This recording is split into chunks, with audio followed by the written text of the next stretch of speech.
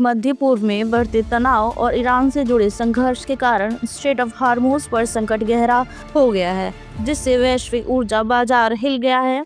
दुनिया भर में तेल आपूर्ति बाधित हो रही है और कीमतें तेजी से बढ़ रही हैं। ऐसे में भारत ने अपनी ऊर्जा सुरक्षा को मजबूत करने के लिए एक महत्वपूर्ण और रणनीतिक कदम उठाया है। भारत दुनिया का तीसरा सबसे बड़ा कच्चा तेल आयातक देश है और पहले इसकी लगभग 45% तेल जरूरतें मध्य पूर्व खाड़ी देशों से पूरी होती थी, जो मुख्य रूप से हार्मोज जलडमरू मध्य से गुजरती थी। लेकिन अब स्थिति बदल रही है।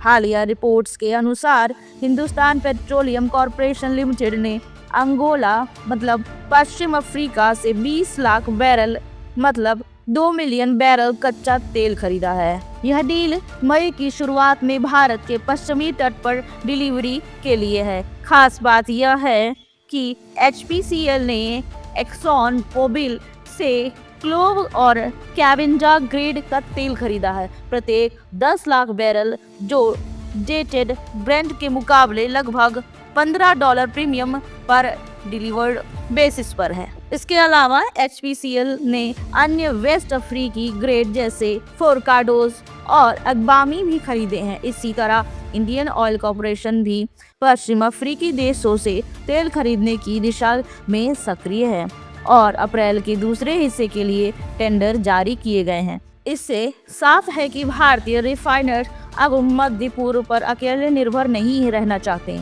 वर्तमान में ब्रेंट क्रूड की कीमतें 2008 के रिकॉर्ड स्तर को पार करने की ओर बढ़ रही हैं। कई रिपोर्ट्स में $100 से ऊपर और $116 तक पहुंचने की बात कही गई है।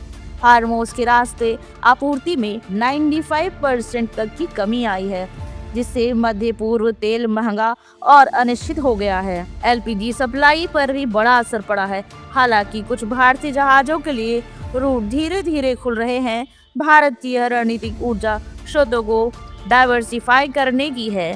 रूस से आयात बढ़ाने के साथ साथ अफ्रीका मतलब अंगोला, नाइजीरिया, कोंगो आदि एशिया पैसिफिक और अन्य क्षेत्रों की ओर रुख है। इससे न केवल सप्लाई चेन सुरक्षित होती है, बल्कि कीमतों पर बेहतर नियंत्रण भी संभव होता है।